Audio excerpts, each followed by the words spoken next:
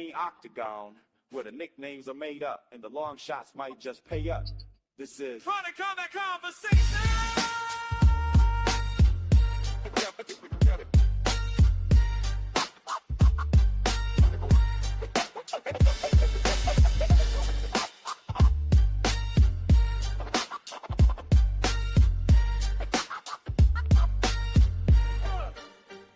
You know TV's on the mic, flipping names on sight. Renames every fighter, whether wrong or right.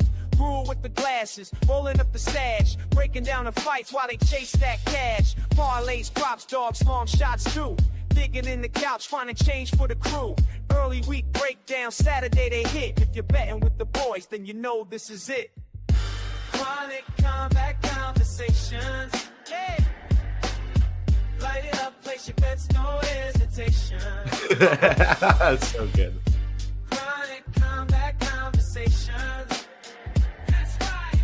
Green like the herb in the cash and rotation. Oh!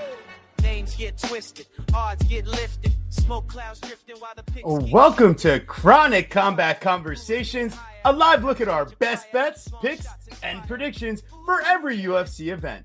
With your hosts, TV Scouting MMA and the Guru back again. I come from a land down under. We are in Western Perth, Australia for a light heavyweight main event between Carlos Black Jag Ulberg and Dominic the Devastator Reyes, former title contender. We've got a very interesting card here, to say the least. 14 fights. Let's see if we can find something to sink our teeth into. But before we can get into that, we've got a very special guest of the show, the host of the Big Brain MMA contest. He comes from a land down under. Big Steve, what's up, brother? Thanks for joining us. Hello, mate. Good to be back. Had fun last time. I didn't expect an intro that was going to be even better than the first time, but yeah, there you go.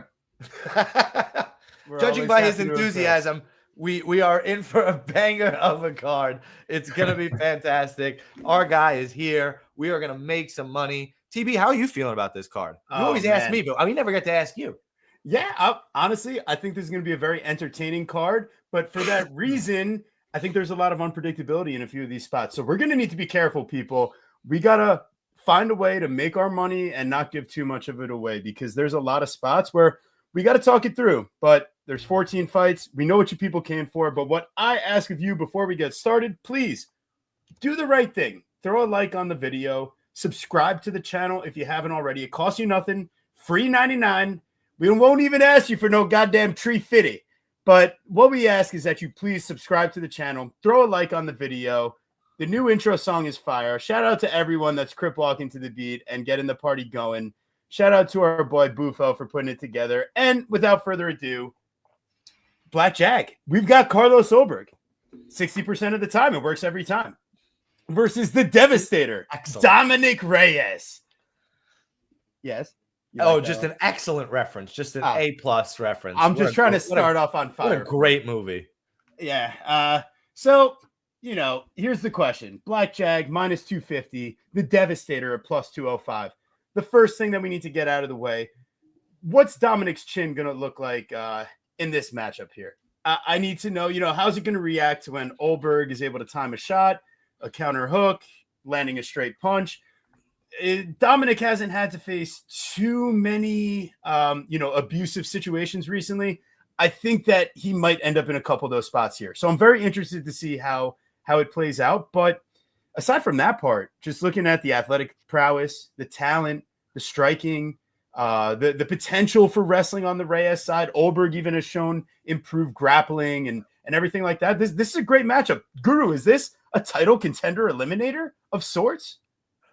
You know what? I didn't list it at one, but let me pull up the rankings really quick. I mean, you think about it. I'm pulling. No, I'm literally ready right now. I mean, when I pull this up right here, I mean, this is absolutely, without a doubt, a title contender eliminator. You've got Carlos Ulberg ranked number 3, and you've got Dominic Reyes ranked number 7. The only person ahead is Jiri Prohaska, and of course you've got Ankalaev and Alex Pereira fighting in a week or two. So honestly, this is actually set up in a very specific way. The fact And that is these matchups are so close together time-wise. So is Ulberg ready to seize the opportunity? Because it's right here on a plate in front of him. And I have a lot of questions. I don't feel as confident as I want to for him going into this spot. Everything is set up for him to succeed. Hometown, facing a guy that might have some vulnerabilities. But I think Ulberg has some downsides on his end as well. I don't love how he looks against southpaw strikers. He can be a bit too patient, and I'm not sure about his 5-round pace. This is the first time we're going to find out. So I'm really scared to trust him in this spot. I lean towards the Reyes as the underdog, but it's not with a high level of confidence. But what I do know is I can't end up with Ulberg money line in any type of plays this week. If you're on Ulberg, quite frankly, I would need the knockout prop. If this fight's going to a decision, what makes you feel super confident at that point about the Ulberg side? What makes you feel confident about Reyes in a 5-round decision? He lost John Jones 3-4-5. That's why he lost the fight. I think the fight was a lot closer than a unanimous 3rd round. It's but fine. Anywho, the key point here is we've seen Reyes do it. And we've seen him in other 5-round fights in a main event. This is Ulberg's first opportunity stepping up to that big stage. I can't trust him here at minus 250. He might end up being the pick. And if you are going to do so, I would recommend the knockout prop. Ulberg and under 2.5 would be the move. But yeah, I'm not hyper confident in the Ulberg side itself to put him in a parlay. So Guru, tell the people what you think about it. I really like Carlos Ulberg in this spot. It's hard to knock Carlos Ulberg's paths to, his level of competition so far. Okay, you want to talk Jan Blachowicz? Okay, he's coming off shoulder surgery. Dude's still tough as nails, wins the fight. Volkan Ozdemir, same idea. People want to talk that he's chinny, but when you actually look back at it, dude got knocked out by Yuri Prohaska and Daniel Cormier. Volkan Ozdemir is actually tough as shit. Okay, wins a decision. The Alonzo Menafield fight's hilarious. Don't get me wrong. The Dawoon Jung fight, the way that he pulls out that last-minute submission, Dawoon Jung obviously sucks, but I think that's awesome. Which would, again, a close fight, probably up to that point other than him getting hurt, but that's like 2 years ago as well. When you look at Dominic Reyes's resurgence, so to speak, these guys, these are not good fighters. The Dustin Jacoby is his best win because that guy's tough. But knocking him out in round 1 was impressive. Beating the retiring Anthony Smith meant nothing. And Kroylov off the layoff, we've seen what he's come back to do. He's literally just running forward with his hands down. I mean, it is crazy what he's doing, who he became. So, all props to Dominic Reyes. I think Ulberg's going to be the faster guy here, and he is clear durability advantage. So, with that being said, I do like Carlos Ulberg here. I think you could parlay him, but I do like the under in this fight. Under 2.5 is interesting. But right here on FanDuel, I can get Carlos Ulberg round 1, 2, 3 at plus 100. Maybe I'm crazy. Maybe I'm just going a little too simplistic. But I don't know. I haven't seen any. Nobody's tested Dominic Reyes since he's gotten brained by Span. Have we seen him eat a shot? Not really. What do you think, Big Steve?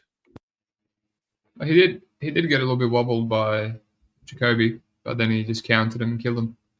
Yeah, I think this is a very volatile fight, typical light heavyweight situation. I would not advocate for parlaying Ulberg or anything like that. I do think he has his own weaknesses. And the reason I'm not interested, it's a striking fight. You don't really know how it's going to play out. Like it's a 5-rounder.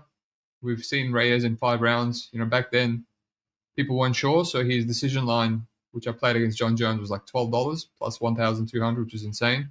And he showed that he can go 3-4-5, even with heavy wrestling pace. So, and then, Ulberg, I don't think his cardio might be an issue. Like he's getting a round 3 sub against Jung. He's still winning rounds, against Ozdemir.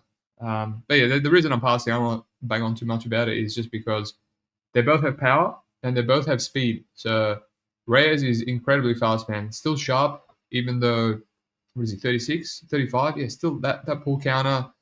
Like Krylov was overextending, but he just that near side check hook was just kept catching him, kept hurting him. That's what knocked him out eventually.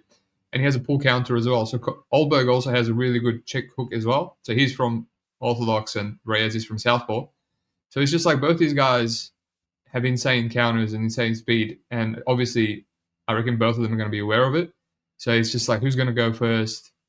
You know, they both can punish the other guy, and it's a 5-rounder. And I don't think either one of these guys wants to be knocked out in round 1 of a 5-rounder, potential title eliminator. So it's like, how's this fight going to play out? Is that going to burn the under? Do they, for some reason, come out aggressive? Reyes is a bit hittable. Like, who's hit him? Like, obviously, Jacoby cracked him a little bit, but he was very aggressive. And then he got himself countered. As you said, I don't see Olmay doing that because he's very risk adverse, Carlos Ulberg. Ever since that Kennedy fight, he's just like, I'm just going to tap you and wait for you to come in and knock you out that way. But yeah, I think he might hit harder. It's just tough to know, man. It's just going to be one of those patient striking fights, volatile. I think either one can kill the other guy.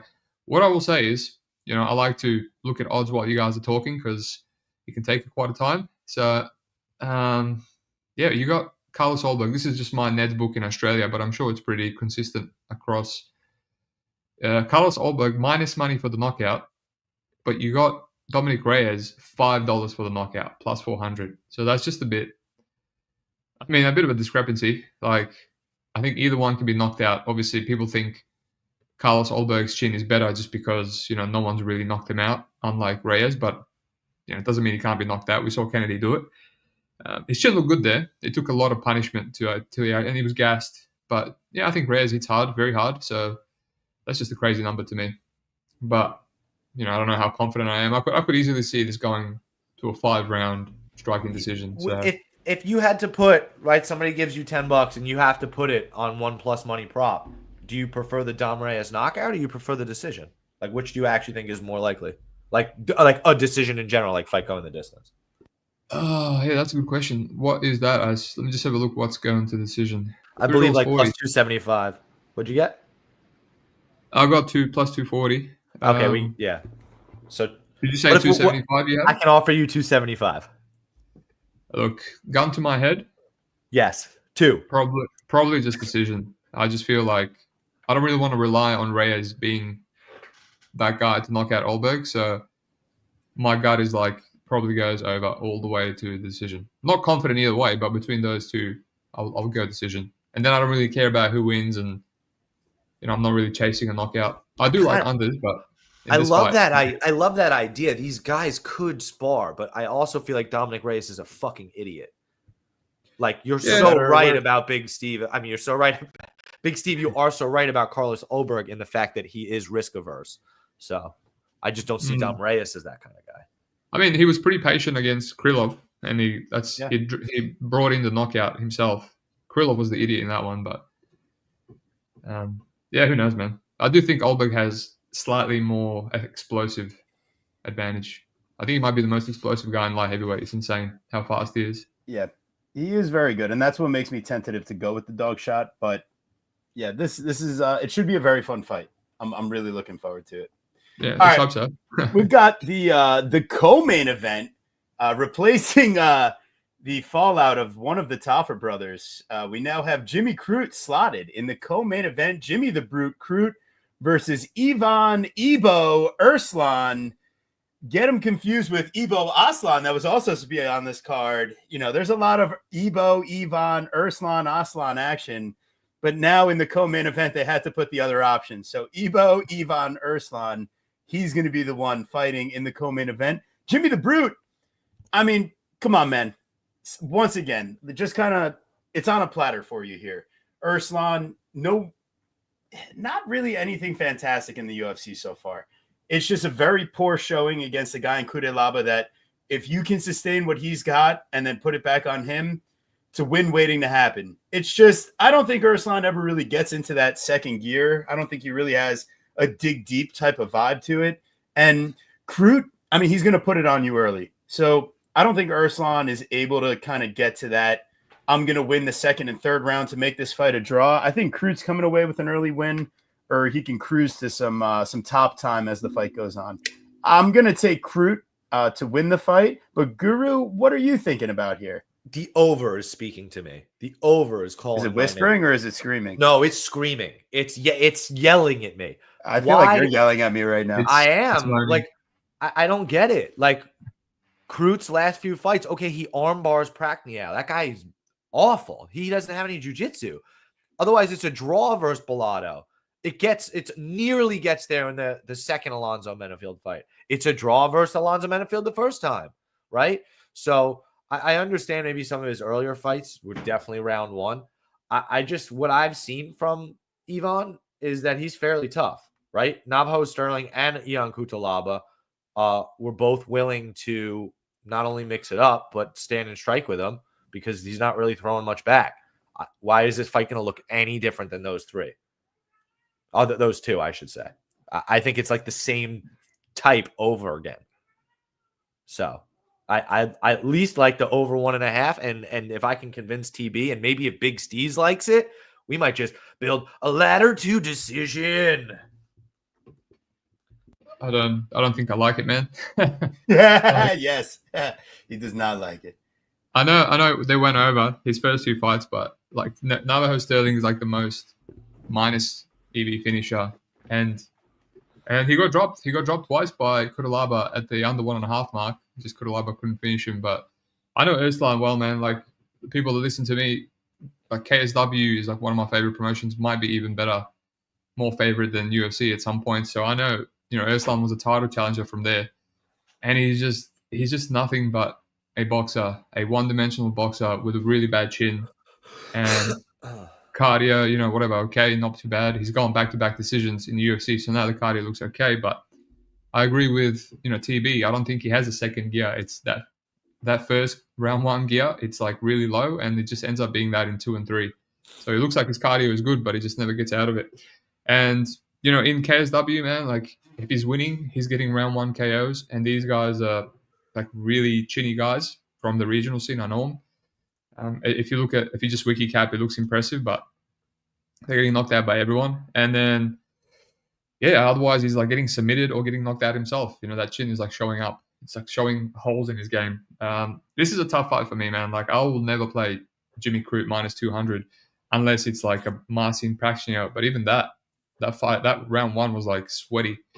It was just getting hit overhands, and Prachnio got up a couple of times. I thought once he finally got that takedown, which he worked very hard for, that was it. He was going to snowball him. But Prachnio just got him off and stood up, and it's like, wow, this is back on the feet. Like Crute was gassed, no? Like wasn't he like out of gas too? He was breathing. Yeah, he just sells out for takedowns, which is, you know, it's his best path anyway. So that's props to him. Like to actually get passionate, that was probably the best thing to do. But yeah, he sells out. He's got like a grindy wrestling style where he like shoots in on his knees. It's very ugly, but he gets deep on the hips. So Ivan Urslan, man, like we got these 2 fights where he's actually showing okay anti-grappling against Cutelaba. He's getting taken down, but he's getting up, and he actually out-wrestled Cutelaba a little bit in round 2 and round 3. I think all around 3 he was on top, and he almost got the fight.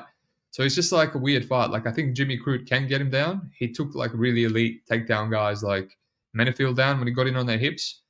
But then, you know, Urslan could get up and survive. I don't think he's a 0 off his back with jiu-jitsu-wise like a Prachnio. So he gets up, and then Crute has like the worst striking defense ever in the UFC. It's just horrendous.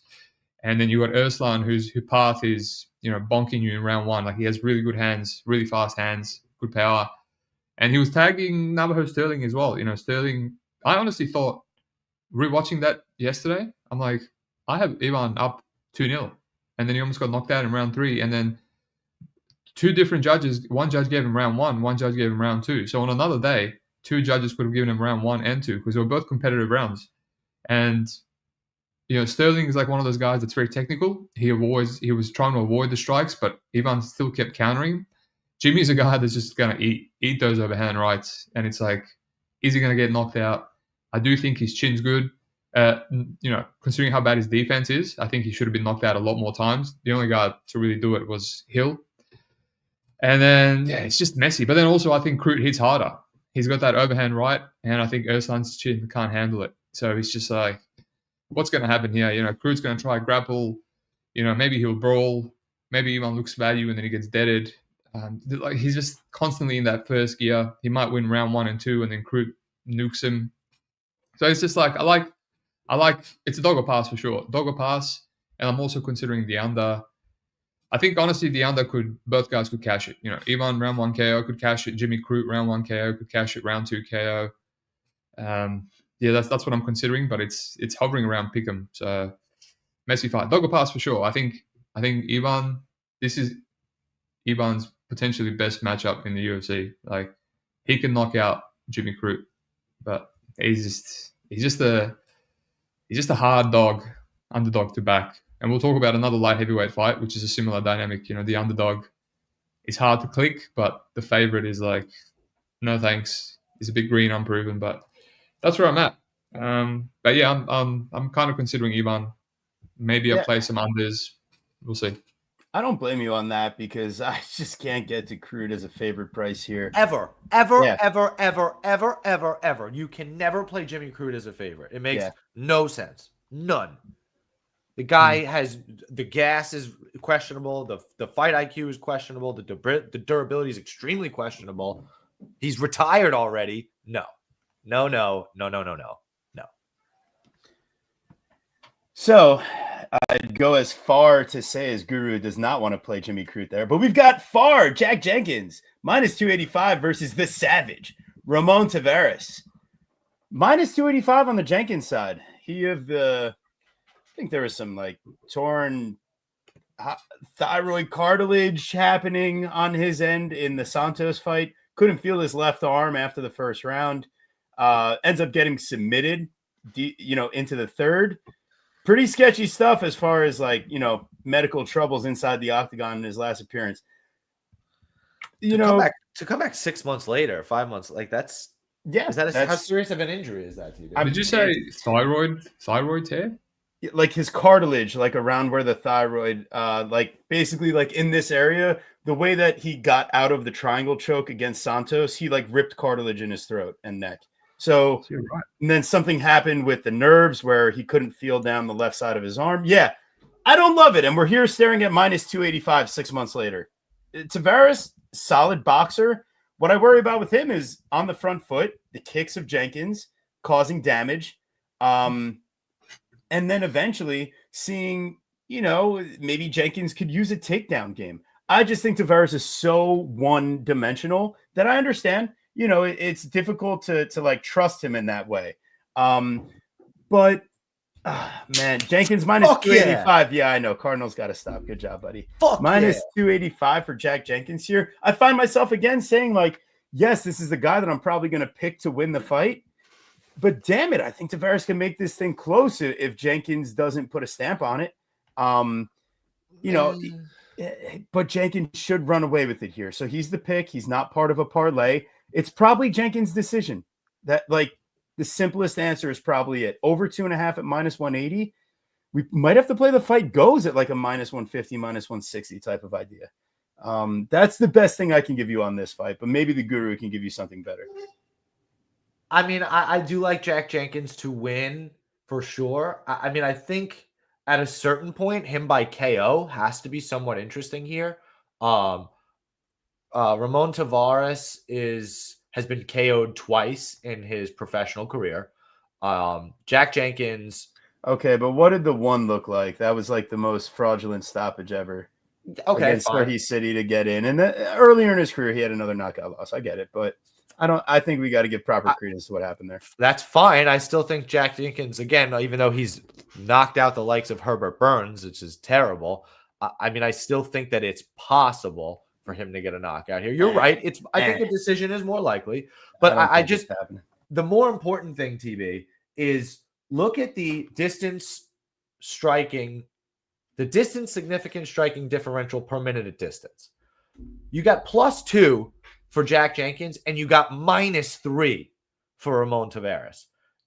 The striking defense, 63% to 57%. I get a 5% edge in a fight that's going to be pretty much all striking. And if anybody's going to wrestle, it seems like it's going to be Jack. So, Damn it, he wasn't listening to my breakdown. no. What did you say? That he was the only one that had more dimensions to his game plan. But okay, but that doesn't mean I can't say. I'm glad we got there separately. Yeah, I'm highlighting something because I would imagine that, like me, the rest of the listeners tune out when you're breaking down fights. So, ouch, brutal. Big Steve, what do you got? Sorry, I wasn't listening. Can you repeat that breakdown again? Oh, okay, no, okay. I'll go on anyway. Well, you can tell me off. You can tell me off. You weren't going to listen to the second time anyway. True, you got me. All right, no, I was listening. I'm joking. When you do these shows, you got to be attentive, guys. You know, you can't be on your phone on browsers and on Pornhub and stuff. So, yeah, this fight, I'm not really interested from a betting perspective. I agree with everything. Again, don't want to waste too much time on a fight that I have no action in.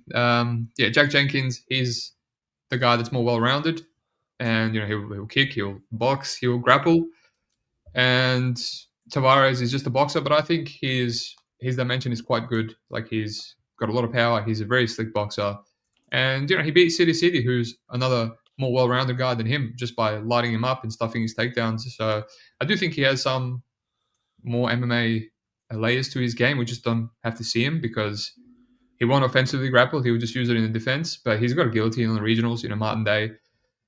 And you know, I don't think these guys are too far apart. Like, I get that Jack Jenkins is a decent-sized favorite.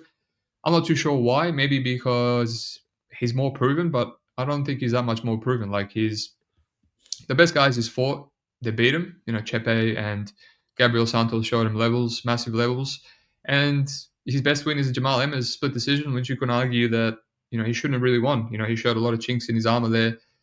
He's quite a bad finisher, in my opinion, as well. Like, I think that's why people are playing these minus money over and go the distance.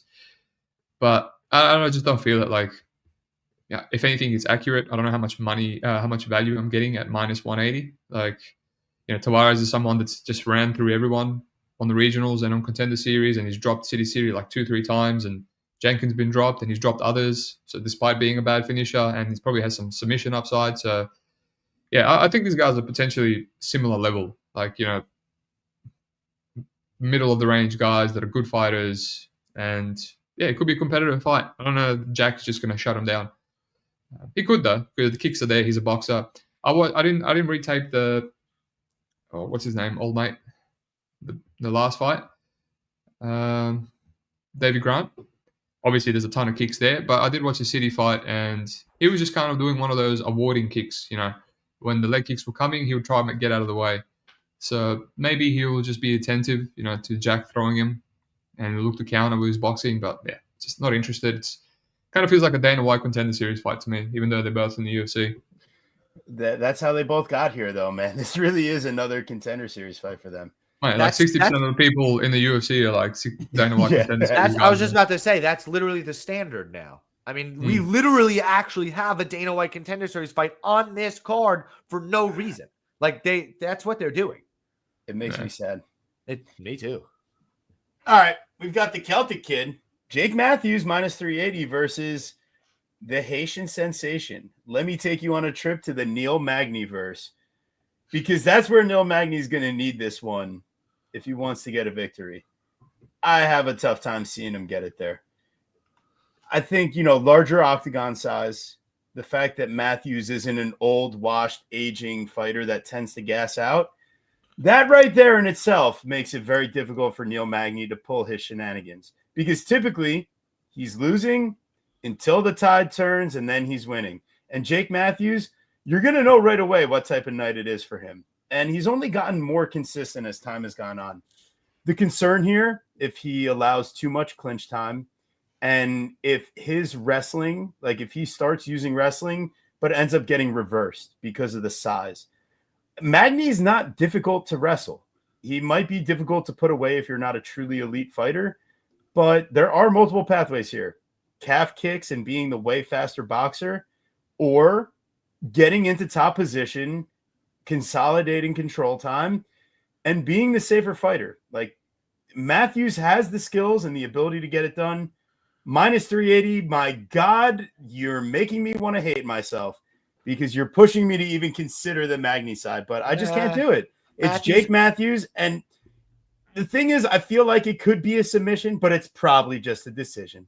It's probably just a decision. I think he gets the finish. You do? I do. I don't know, man. He couldn't put away the ghost of Diego Sanchez as a concern, right? There's a lot of ways where Matthews, he might find a way to let you down in a victory. So I have a tough time pulling the trigger on a finish, but I understand. Diego Sanchez? Yeah, Jake Matthews fought Diego Sanchez when he was nearly dead. That was 5 years ago, my brother. Yes, exactly. When he was being hung upside down by Josh Fabia. And Jake Matthews, control time, hurting him, bleeding, listen, takes him to a decision. You need to relax. I know you don't know much about like old school UFC. I watched that fight. Great. And I know Diego's been hurt and this is the same thing that you said about fucking Clay Guida, right? Like, oh, everybody, what do you mean it doesn't finish? Diego fucking Sanchez has been KO'd 4 times in his 44 fight career. Okay. And one of them is a cut stoppage on BKFC. All right, man. Like they came to Matt Brown, Raging Al, all right, Joe Lozon. Anywho, how do you feel later about on this in his fight? career as well?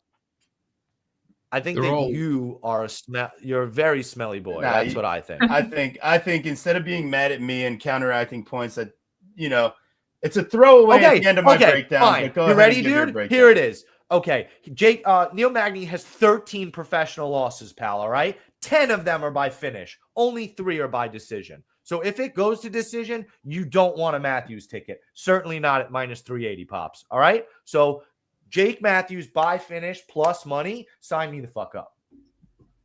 Now, Big Steve, what do you got? Yeah, it would have to be plus money. A big plus money. That's the only way I'd play.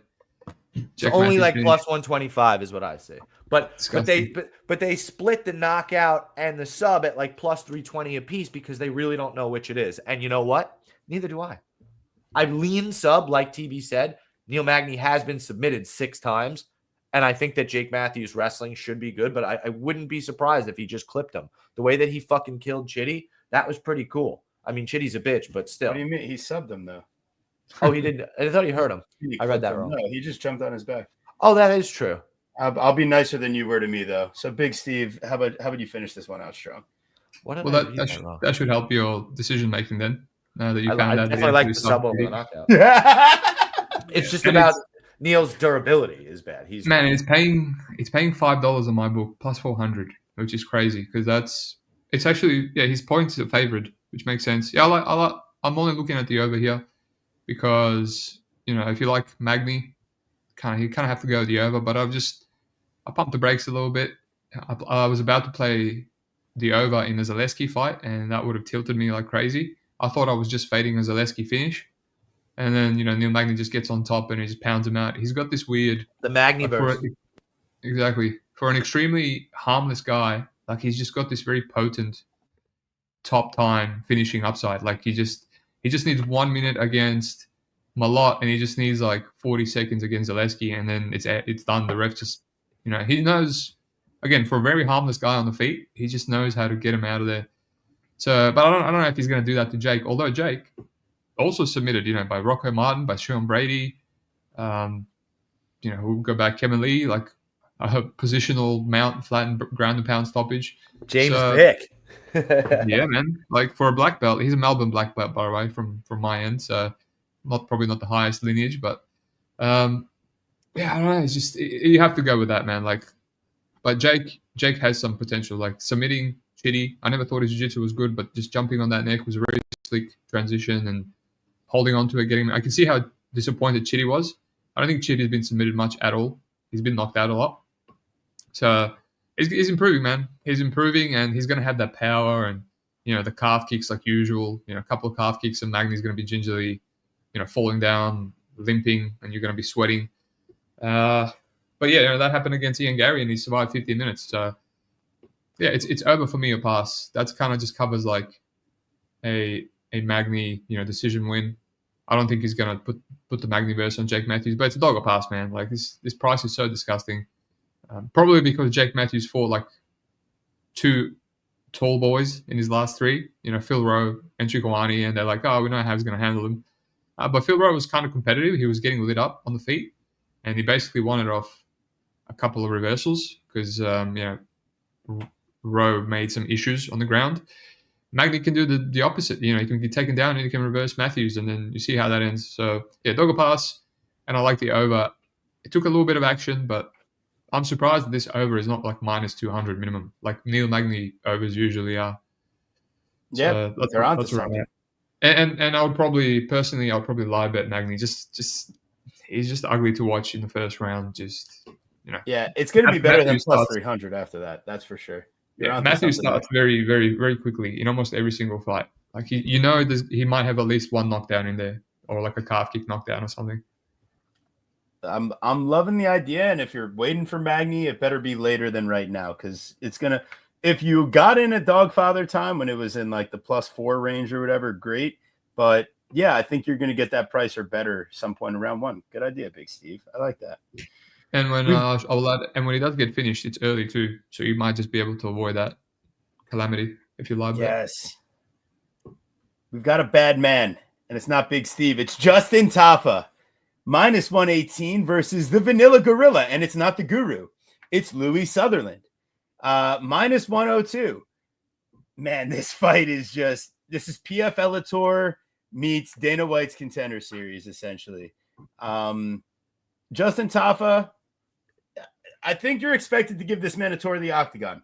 That's my thought here. But I think he does. Do you see the difference between his picture at LFL and the picture for his UFC debut? LFL? What's that? The promotion he was in? Was it a Legacy Fight League or something? Yeah. Levels. Okay. All right. Levels. Because wasn't he also in PFL or Bellator as well recently? PFL and Bellator and PFL were a little 2022, 23, and 24. But his most recent 3 fights were in LFL. 4 fights were in LFL. So if you look at his photos, I mean, he looks like the mountains on his shoulder blades. I mean, it's fucking crazy. And if you look at him in his UFC pictures, he looks like a fat lard. The last person to do this to us was what's his face, the heavyweight, Dresky with me your eyes. Right. So I think that's what we're getting here. And Justin Tafa has been so bad, losing 2 of his last 3 to one of which to Carl Williams, who's terrible. So I think he gets a win here.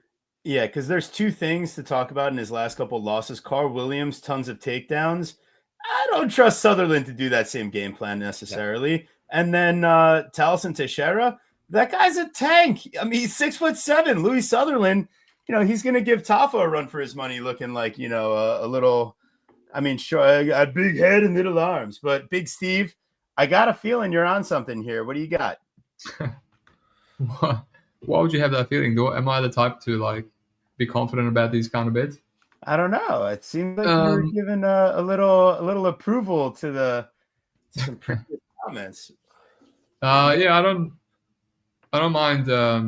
I taped this today, and when Pepe's in my Discord, just FYI, and when he tipped it, I was like, oh no, tipping Tafa at minus money. I know Sunderland. Sunderland is a PFL guy that's through the PFL Challenger Series. I always bang on how easy it was to profit on that. I lost so many accounts on one season of Challenger Series. And yeah, I think he's just taping him. Yeah, he's just a bit of nothing, really. He's just a Chad. He's got a good body. If I was a heavyweight, I wouldn't mind looking like Louis Sunderland. I think the ladies would like that. Maybe a little bit taller. What is he? 6'3"? Yeah, not bad. That's actually pretty good. That's ideal. Just a little bit less fat around the midsection. But anyway, I think he just fights like that. He just mixes it up. He's been out grappled a bunch in all his losses, which I don't think that's the case here.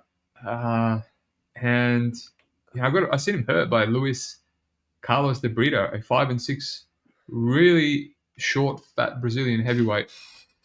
And yeah, I don't know. It just feels like Tafa, he's horrendous.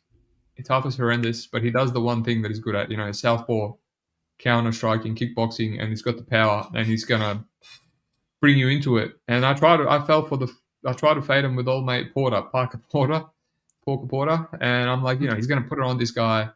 I was around when Tafa was losing decisions to Carlos Jr. Felipe, and he was getting hurt by Jared Vanderer on the feet. And I'm like, this guy just doesn't have any decision equity either, even if you give him a 3-round striking fight. So watching Louis in Levels Fight League, I'm like, oh, it's just these guys are so bad, and he's going to decision with him, and he's just scrapping and occasionally mixing in takedowns.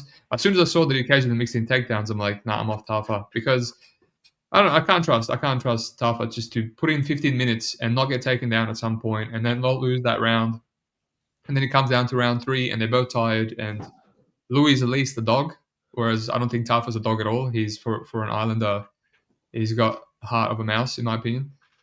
So yeah, you're wrong. I don't have anything on this fight, and I was disgusted by it. A couple of fights in, I was like, I'm going to move away from this fight. I taped it at least so I can break it down on the show, but I'm moving away. Probably a smart thing to do. Feels dangerous. Pepe's confident, and I get it, but I think I would want a knockout. I would want to be sure that Tafa can shot him, so I'm not sweating. Yeah, I think a knockout prop would be better. You know who else didn't have the makings of a varsity athlete? Carl Williams. Or TB Soprano. TV Soprano. All right. Yeah, Uncle June and TB bringing you the breakdowns. All right, we've got the big train, Tom Nolan. Is he on the spectrum? That's the question. -148 versus +124. The Cannibal, Charlie Campbell, +124. This is going to be an interesting matchup. I feel like. Is this an inside joke, by the way? What was it? You got Evan Elder as your photo. Oh my God! So this is one of those. You did it again, really? No, come on, that's not nice, Charlie. But it's not racist, though. But it's not racist, though. It is racist because I do it for everybody. See, it doesn't matter. Look, who was it last week? You did. I don't know. It was one of the women's fights. Then one time I did it with I forget. It was like 2 black guys. You just did it 2 weeks ago. Exactly. That's what I'm saying. I don't discriminate because now I did it with 2 white guys. Yeah, but like thing. Charlie Campbell deserves to have his picture up. Nobody wants to see Evan Elder again. Well, you know what? In spirit of Evan Elder, Charlie Campbell fights in his memory. They were training together, and that's probably why Charlie Campbell was ready to take this fight. Syndicate. There's no real, like, a lot of the Cerro Longo guys like Marab and everything, they train out in Syndicate, and then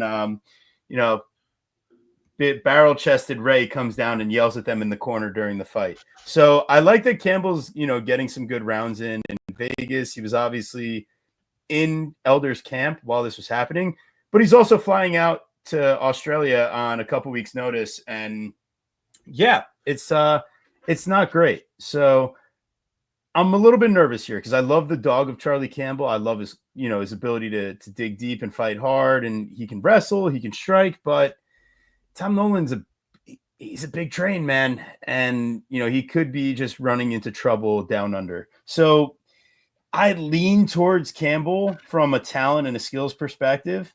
I think he offers more at this stage. I think Nolan's got a lot of upside and potential that, I don't think he's as good of a finisher as what he showed contenders and earlier, especially at this level. Whereas Campbell, I think he's got a little bit more of that energy right now. It's just, does he bring it this Saturday night on short notice? I might have to take a little chance, but I can't dive all the way in given the circumstances. Guru? I do like Charlie Campbell here as the dog. I don't really love Tom Nolan's game, big and lanky, and doesn't really have great striking defense. Charlie Campbell really should, like, a different ref stops that Chris Duncan fight. And that loss has aged pretty well. How good is Chris Duncan? So I do like Charlie Campbell as a dog here. He does have to take it to Tom Nolan, but I think he can win by finish, and I think he can win a decision. So that is what I like about betting on a dog. So, Big Steve, do you think that the dog has a chance here? I don't believe you've had a specific play on anything yet. Yeah, well, this is the one. If I had to pick one, this is I like that dog as well. And yeah, I know Nolan quite well. When he was coming up through Eternal MMA, I actually used to bet it. There was odds by the sponsoring bookie, Neds, of Eternal MMA. And I'm like, who is this 22-year-old kid that has one punch KO power from guard? And he's like 6'1". So I was like, he's just, the Australian regional scene is pretty crap, but when someone pops up and he's like running through him, you're like, okay, he's at least UFC level, right? But yeah, he's let me down a little bit recently. I think I don't really know like why he's actually the favorite. You told me this was short notice. How short notice is Campbell? About 2 weeks, like 1.5, 2 weeks here for Campbell, since they made the switch for Elder. Yeah. I was just, obviously we had 2 weeks break, and I just remember always being Campbell there. Yeah, I don't know. I don't know. I honestly think Campbell has the better hardware, the more chance to run through Nolan. I think Nolan's a bit fragile, as you said, Guru or TB, whichever one. I do think that his finishing upside is a little bit overrated as well. Because you weren't listening. Yeah, we'll go with that. We will. Yeah, just obviously he's fought a very fragile Slava Borshev and couldn't get him out of there, and then he obviously fought Reyes, who I don't think is fragile at all. I thought he was tough, and I was passing on any sort of finishing props, and then I just fucking talked myself into it last minute, and then I regretted it. But we saw how Campbell handled the very tough Reyes, right? I just do think it comes down to having more firepower, more finishing upside. He went to a decision, back and forth decision with a lot of adversity against Peak, and he showed some grappling, and he won the 30-27 with grappling included. He ate some shots, showed that his chin is okay. I do agree that the loss to on Contender Series is aging well, because he had a big overhand right. I think that would have KO'd anyone. Like, obviously Duncan has big power. He showed it many times in the UFC. I don't think Duncan is as chinny as people thought as well. So the fact that Campbell was hurting him all over the place, when we saw what he went through with Rebecca and some others, again, the guy has power. I think he's more likely to kill Nolan. And yeah, Nolan's decision equity, just against people like Slava and Reyes, and even Martinez is dropping him. I'm not that impressed by it. Like, he can stick and move, and he's a bit longer, and he uses more like teeps and spinning wheel kicks, and whereas Campbell predominantly wants to throw hands. But I just feel it's more durable, more firepower. He's 30. I think he's the final product, and I think he has all the early upside. And I don't, watching that Peak fight and a couple of his other decisions, I don't know why he couldn't win a decision against Tom Nolan as well. Obviously, he's short notice and he's flying to Australia, so that's the issue. But yeah, I'm feel like maybe this should be Pick'em. And I also like the under 2.5. It's obviously chalky. I don't really like it that much now. It keeps taking action. And the more action it's taking, the more I'm like not interested, because I do feel like it correlates with Charlie Campbell. But I do feel like it should be 1.5 rounds. I think after the Slava and Reyes fight, people are like, oh, Tom Nolan's not really an under 1.5 round finisher type of guy. And I do agree, like, a lot of his fights on the regionals were just attritional against the cage, a lot of knees, a lot of elbows until he gets him out of there. But I still think it should be 1.5 rounds. Like, Campbell is usually under 1.5, Nolan's usually under 1.5. So it should be minus money or pick him at under 1.5. So 2.5, it's a bit generous. But yeah, I do think it correlates with Campbell, so I'd rather just play Campbell. Haven't locked anything in yet. Like, I'm still gathering data. It's interesting. I didn't realize he was short notice there. So trying to figure out why he's the favorite, why Tom Nolan is the favorite. Yep, I don't love it at all. That's what makes me want to take the dog. And it's actually since September 2nd he posted about the fight. UFC stats did not update it until 1.5 weeks ago. So that's my fault. You were correct. That's almost a month. Yeah, I'll take that. I think that's enough really time. Consider that short notice, man. I think we should take him at plus 125. I think that's the move. Go ahead. Let's do it. All right. Live every Thursday, 8 o'clock. Make sure you do the right thing. If you haven't thrown a like, I'm judging you, but there's one way to fix that. You do it right now. We're moving on.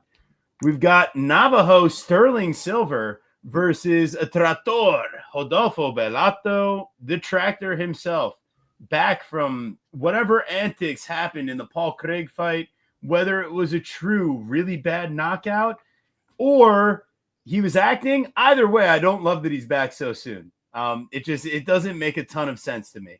But Bellato back in the fire here. And Sterling Silver, I don't love it. He's underwhelming. I don't think he's a great finisher. I don't think he's necessarily, top 10, top 5 upside. He's all right. He can do everything a little bit okay. But man, there's a world where I can see Bellato having some real success, ending up, top position, landing a big power strike here or there. It's just he's so slow. He's so hittable. He doesn't have a great chin. So if Sterling's smart, he kind of uses his range, kickboxes, stays to the outside. He's going to have a reach advantage. He's going to have a tiny height advantage. He's going to be a little bit younger and a little bit faster. But, man, I just don't think he's great. So I'm not going to – I can't parlay him here. I feel – I just don't – is this not a step down in competition on some level? For Bellato? Yeah. Yeah, it is. It is. So then why is Navajo Sterling minus 245? I don't love it. I feel like but think about that. If it's a step down from somebody like Paul Craig, who he was a minus at this stage, is it? At this stage, is it? No, probably not. But he's only a slight favorite versus Jimmy Crute in that minus 140 in that draw. And then, he's a heavy favorite versus Ihor Pateria, but he shows why in getting a finish. So, plus 200, I lean Bellato, but maybe I'm crazy. I don't think you are. I don't think you are. I really, something tells me that I might need to have a little. Let me put it to you guys this way: only one of these fighters has a finish at the UFC level. Yeah, that's pretty bad for Sterling, man. Like, how do you not put away? And an over interests me as well, because even in his finish versus Ihor Pateria, it goes over 1.5. Yeah, I lean to the dog here, and that the fight with Paul Craig was about to go over as well. You're talking some sense into me, Guru. I knew something smelled fishy. I didn't realize we were going full dog shot here, but just might have to. Listen, I think the over is fine too. Like fight to start round 3 even. Because look, Navajo Sterling's both fights in the UFC have gone to decision. He doesn't finish Tuco Tokos. He doesn't finish Ivo Urslan. Yeah, but he does have them in some danger. So, Big Steve, are you going with the tractor? Are you taking Sterling Silver? Are you too scared to do anything here? What do you got on this fight? Well, you just frame me in a bad light if I'm passing right off the bat. Yeah, what is that about? Oh, that's fine. Are you smart enough to pass? Yeah. There you go. Are you too chicken to lose money on a bullshit fight? The fuck, man? Well, I think he knew, so he's just threw that shade in there. Wow. Well, it's the fight that I've referred to before, a untrustworthy minus 245 favorite, and a really hard dog to play. I do think, Rodolfo is a dog. This would be Sterling's, not an actual underdog, but like he fights for your money. But he is annoying. He's bad. He's got no striking defense, and he's chinny as well. But I will say his chin is not that bad. I would say it's better than, let's say, someone like Urslan. And at the same time, Sterling couldn't get him out of there. He landed a big 1-2, wasn't enough, and the ground and pound wasn't enough. So he might be able to buzz Bellato. I think Jimmy Crute hits way harder. He had a big overhand right on the temple, survived. You have to like knock him out. Petrino actually put him out twice. So yeah, that's the thing. He's going to be hittable, and his wrestling sucks ass. Like, it's really bad. He's pulling guard like almost every single fight, once per fight, just because if he can't get the takedown, he pulls guard.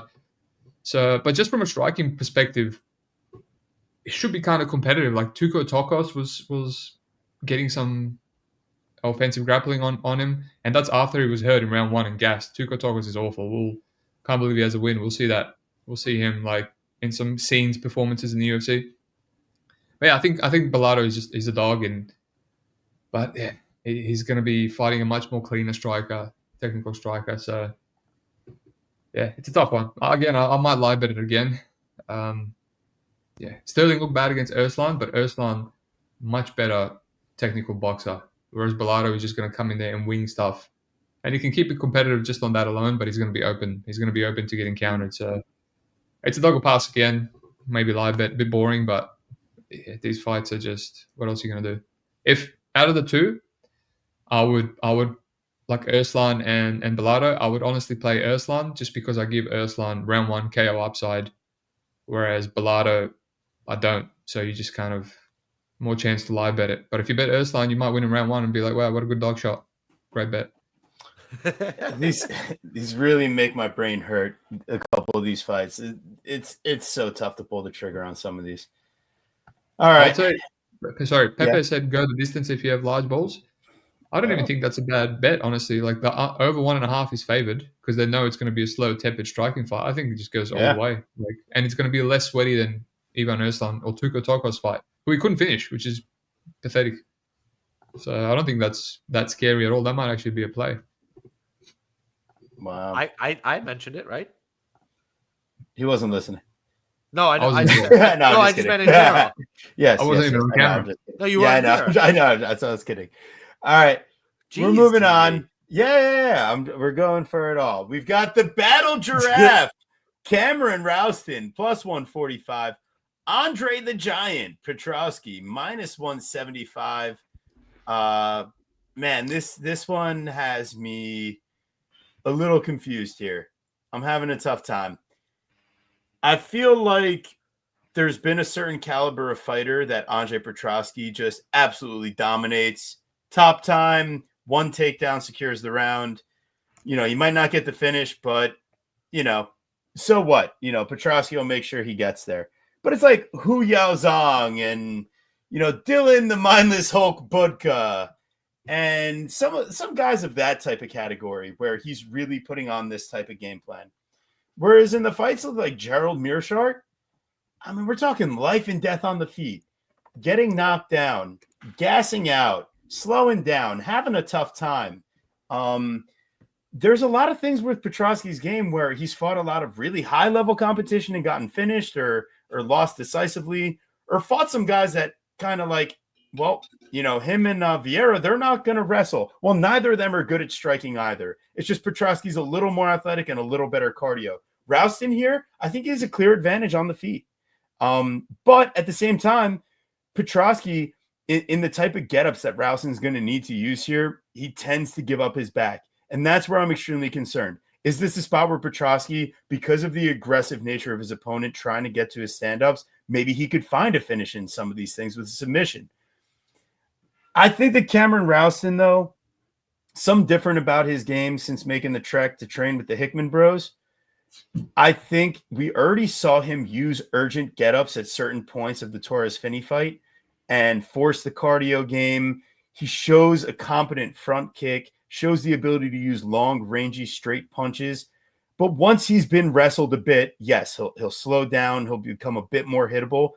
But in that last Dana White Contender Series fight, we really see him starting to put together the power in his hands. He has more submissions than knockouts in his career. But I don't think that's a bad thing going into a fight with Petrosky where, yeah, he at least knows his way around the ground game. So, you know, Rouston, I'm really tempted. I feel like knockout, talking to grandma, digging into the couch cushions and taking a shot on the Rouston knockout prop is probably better than taking the money line because I could see Petrosky getting a sub or a dirty control time decision here. But, man, Rouston is really calling my name. Guru, what do you think, man? I just don't love Rouston's get-up game is the problem. I mean, he needs to scoot back towards the cage. I don't think he can get up like fantastically. I mean, I know he got up more often versus Torres-Finney, but the difference is yes, maybe Torres-Finney's a better all-around wrestler, but he's much smaller than Andre Petrosky. So, I just, when I've seen Andre Petrosky get these wins over and over again with all this top time, I don't find myself rushing to the window to bet the dog. So with such a clear path to victory, I get it. And I love the damage. I love the knees. I love some of the things I saw from Cam Rouston. But at the same time, some of the kicks are some of the best part of his game.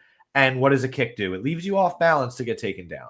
So if there's such a high likelihood that Andre does just gather up 10 minutes of control time, it's just like, meh. I don't love it. At the same time, again, the dude hits hard. So not a fight. I'm honestly, TB and I have all the fights this week. I think this is the one that's like really tickled our pickle the most in terms of like just classic striker versus grappler matchup and just not being fully sure about which way it's going to go. But I'm going to go with the more UFC experienced, clearer path to victory in Andre Petroski. Yeah, this fight I wanted to tape when Andre Petroski was a smaller favorite, and unfortunately didn't get to it because it's just hard to convince myself to tape Ralston and Andre Petroski. And yeah, it's gone now, and now I'm like, can't really lay this line. Just Petroski being Petroski, and flying over to Australia with the cardio already being bad. But this is a guy that he should beat, man. Like, we're all making fun of Ralston getting signed to the UFC when he won his Dana White Contender Series fight. He was an underdog there too, and I just regret not playing at plus 140. But he was fighting, should be said, the most chinniest guy I've ever seen. Like, that guy was getting wobbled all over the octagon, and I had a good guest on for Dana White Contender Series, and he was like, "Yeah, but Ralston can't knock out anyone," and that was the guy he knocked out. I don't think Petroski's chin's that bad at all. People keep banging on about it. Like, yeah, we've seen him get knocked out by Pereira, and then the Jacob Malkoon fight, which was just some weird circumstance, and we haven't really seen that much recently. But he's eating bombs from Edmund Shabazian. He's got cracked by a bunch of people. Josh Friend. People are hitting him on the chin. He doesn't have the best striking defense, and he's okay with it. Like, he's not chinny. So I don't think Cameron is someone that can knock him out. But that's people seem to be just so hyper focused on that most recency bias fight. I also think Rosling might submit him. Don't see it. Basically, because of that, I'm liking the over. I think it correlates with Petroski just laying on him. Right. It could be a little bit sweaty when the fight starts round 3. Cameron was like landing on Finney, but he was also getting countered by Finney. He's got that tall man defense. He has no striking defense. So I think Petroski could drop him as well. He's got some power, underrated power in his hands. So yeah, this should be a levels fight. Weird to say, in a Petroski fight. But yeah, who knows, man? Like, he's not a trustworthy guy. I wouldn't play this money line now. Maybe I was saved by not taping it earlier. Maybe this is a pass fight, but I prefer the over. Can I ask you a question? You can. You said Petroski's not trustworthy, but you also said that he's not chinny though. So, like, what's not trustworthy about his game if it's not his chin? Just the cardio and other things, man. Cardio, fair. That's 100% right. Yeah, and he's 34, and it's I don't know. I haven't mentioned it once, but for some reason on this card, I'm hyper fixated on the whole travel aspect. I don't know why. Mm-hmm. I might need I think to. it's important. It's been an error on my part before. I was like, oh no, this guy's flying, and it didn't really matter in some fights. But I feel like with Petroski, a guy that has cardio issues, and maybe it might be an issue. So, I don't know. But the over 2.5. Do we know when he made it to Australia? He was in Sydney 5 days ago. Before he went to Perth, someone posted that they did like a massage on him in Sydney on his way in the travels.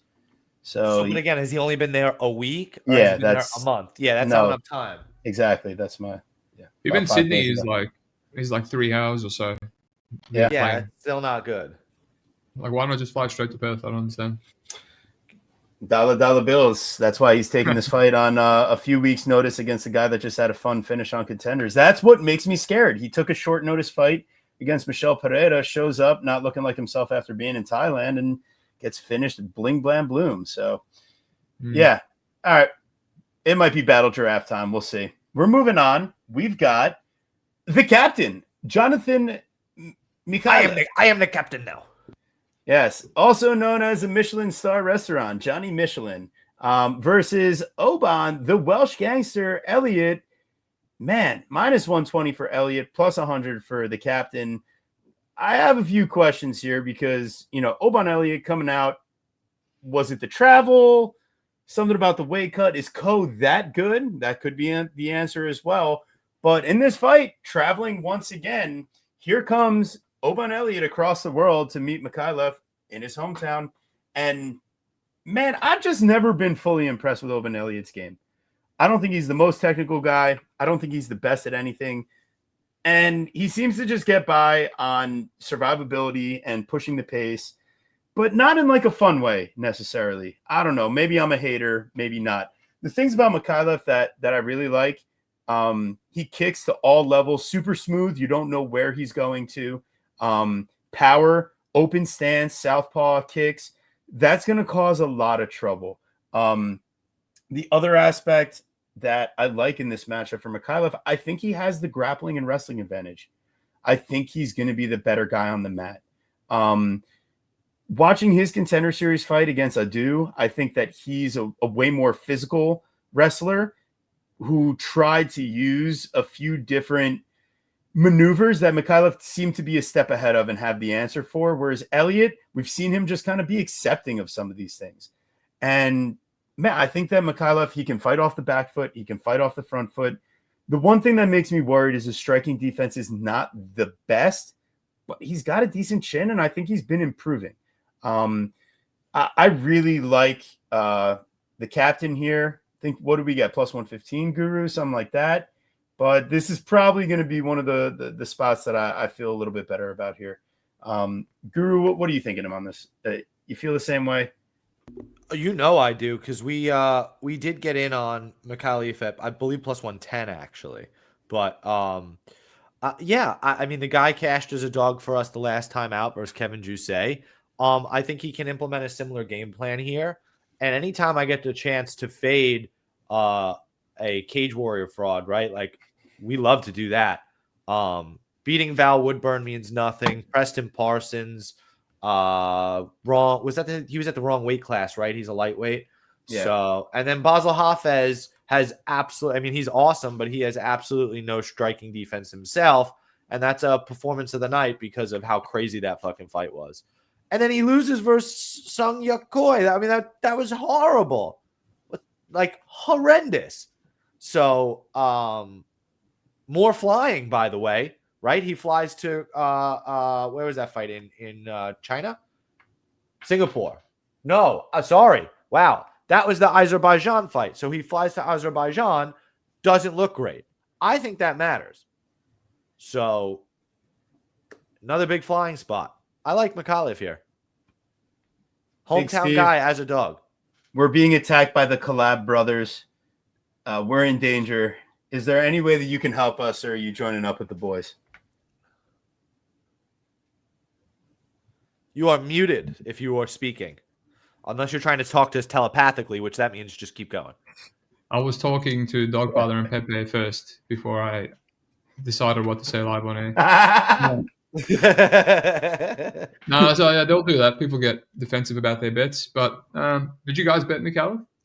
Yes, a little bit. Oh, you have? Oh, okay. Oh yeah. Well, look, I didn't expect to like this fight because, you know, close to pick'em generally. I'm like, this feels like close before any sort of tape, and I'm seeing people on both sides of the spectrum, you know, locking up both sides. And yeah, I just kind of left thinking I like Mikhailov, honestly. Like, again, this guy, when I saw him on the regional scene, I was like, this guy's going to be an animal. And then that season they brought him on Contender Series because he's been fighting not for very long. And every fight, he's like improving quite a bit. And again, as I said, the Australian regional scene, not the best, but he's already fought Joseph Luciano, beat him for a title fight. There's a grappler, Luciano, is in PFL now. And I grappled him. That guy's a black belt from Absolute. Decent gym. That's the same gym as Jack Jenkins. And I grappled him, just looked to be way more physical with way less fights, you know, way less experience. At that point, Luciano's already fought, you know, Prates and everyone in ONE FC. And then he gets Alden Bates, who knocked out Jack Dadamalena and my best mate in his debut. And he gets knocked out by him, but it's just like the physicality of Alden Bates, like this massive Jamaican London dude. Like he couldn't really stop. And that's when his striking defense really came to be shown. But yeah, it just showed a little bit of improvement again against Jousset, who, you know, he's not the best, but like he's got a jab, he's got a calf kick. If you give him someone that's crap like Song Yadong, he's going to 30-27 you. And Mikhailov outstruck him without using any grappling. All right, he just kept spamming the body kick, which is a bit stupid on Mikhailov's end to not be able to adjust. He was a little bit less hittable. He was still eating jabs later on in round 3, but again, like he's 26 years of age. You see massive improvements from him. He was a purple belt when he was in Contender Series, but his jiu-jitsu looked much better than that. I think he's leveling that up as well. And what it comes down to is, I agree about Oban Elliott. I think Oban Elliott has a horseshoe up his backside. Like his Contender Series fight, like almost gets knocked out, doesn't get knocked out, and then just wins. And then they're just giving him these guys like Hafez and like even Contender Series guy that was a massive underdog, and he's a massive underdog there, and he just gets rinsed in every aspect of MMA. You know, they give him Preston Parsons, and people were playing Preston Parsons against him, who's a bum. they give him Woodburn, and he's just like, he's so negative. He's looking to stand on the outside and shut you down and win by shutting down your takedowns and just kind of outstriking you a little bit more. So I think McAuliffe can play that game. He can kick him from the outside, and I do agree that he's the better grappler. I was trying to go deep and see, has Oban Elliott been rinsed as bad as Ko rinsed him on the ground in any other fight? Because generally, like, he has really good takedown defense. You know, when Parsons try to do it, when the bums on Cage Warriors try to do it, he's kind of reversing him and putting it on them. But yeah, it doesn't really get taken down much. So obviously Flaminas, when he took him down, he rinsed him, knocked him out in round 2. And then we haven't really seen him look that bad on the ground until the Ko fight. So it's like, if someone can actually get him down and hold him down, maybe someone as physical as McAuliffe, and mount him or take his back, can he actually bring it out of him again, bring that quit out of him? Because he's been getting a lot of favorable, low output fights in the UFC, like not much adversity. So yeah, I'll lean McAuliffe. I just don't know where to cap it. Like, do I give McAuliffe slight favorite? But I do think he has a lot more potential. I think McAuliffe is like one of these raw Australian guys like Jack Della back in the day, and whoever else that could be really good and be a mainstay in the UFC. Whereas Oban is just one of these Cage Warriors guys. He's okay, he's improving, but he doesn't really have a high ceiling or anything. So yeah, I'm actually close, man. I didn't think I would lock it in. I'm just thinking, will I regret if I lock in McAuliffe and he ends up playing Pick'em and I have almost no value on this bet? Will I regret it? But I also think McAuliffe has all the finishing upside. I think he has the KO upside. He's knocked out people before with a head kick. The same head kick he hurt Giuseppe with. His punches and kicks carry more power. So, and I think his ground game is better. So yeah, McAuliffe for me, maybe let's say 55% to be conservative. Yeah, I like that. And we did bet McAuliffe last time, and I believe we also did on Contender Series as well. So maybe Pepe and Dog can tell us what's the Oban. What's the path? What's the way he looks value at this line? I'm just curious. I think the whole idea is that they got him plus money. I think that was the whole idea. So more power. What's that again? I think that they got Oban at plus money. I think that's okay. So more power to you. Never gonna hate getting ahead of some line movement, especially before a flip. But it might come back. We already went from plus 115 to now plus 100, and I'll tell you what, that's a bunch. It's Jamie, a bunch of malarkey, minus 112 versus the machine, Rolando Bedoya, minus 108. Hey, Rolando, thanks so much for joining the UFC on short notice versus Chaos Williams and maybe potentially getting slightly robbed on the judges' scorecard. Maybe not. You know what I mean? Close fight, fun fight. We were there in person. The beautiful, lovely Prudential Center, I believe. Maybe it was MSG. Who knows? But regardless, now Rolando Bedoya has been like Carmen Sandiego. Where in the world is Rolando Bedoya? First, he's flying out to go fight Kenan Song. Then they're flying him out like, all right, sorry about that. How about you go to England or Abu Dhabi and fight Jai Herbert over there? Like, this guy's literally, they don't care about him. They're sending him all over. And something that scares me in this matchup, one, it's Jamie Malarkey's forehead, just like the visual aspect of it. But number two is Jamie Malarkey's chin. That thing has looked like a bunch of malarkey plenty of times before the UFC and also in the UFC. Just absolutely obliterated it multiple times. But what I will tell you about Jamie Malarkey, there's something that he does that Rolando Bedoya doesn't. And he's going to use some offensive wrestling here. Can you take down Mauricio Hufi? Jamie Malarkey, probably not. Nasrat Hakparast, yeah, I mean, that happened. The counter punches happened way too fast for Malarkey to do it. But Bedoya, this guy's got no defense anywhere. And I just don't trust him to do so. Like Malarkey, tons of success against Muhammad Naimov early. I don't think Bedoya has that same type of explosion and power to just change the tides on one quick counter punch. I don't think that Bedoya is going to have the same type of get-up game to force Malarkey to do it over and over. You know what I think this fight looks like? Francisco Prado fight.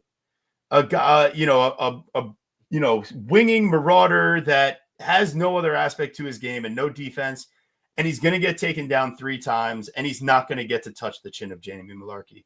I think that Malarkey wins a decision here using his wrestling, But Bedoya by knockout would be the prop if you need to take it on his side. So do I need minus 112 on a bunch of malarkey here? No, I don't. I gave you two really good props. It's malarkey either by decision. I don't think he's subbing him, and he's definitely not knocking him out. So it's malarkey and some type of over on the takedown props or Bedoya by knockout. That's the way you can do it. I'm picking malarkey, though. You muted, dude. Yeah, Guru, this is embarrassing. You I'll muted take it yourself away on and the I'll other say part. I'm not interested in this fight, so you can skip me. It's horrendous. You're not interested in it. What do you? I don't mean? see an edge. I don't see an edge in this fight. I understand what you mean. Props are pretty much cooked as well. I just think Jamie Malarkey smells really, really bad. I mean, he hasn't fought in a year and a half, and I guess neither has Rolando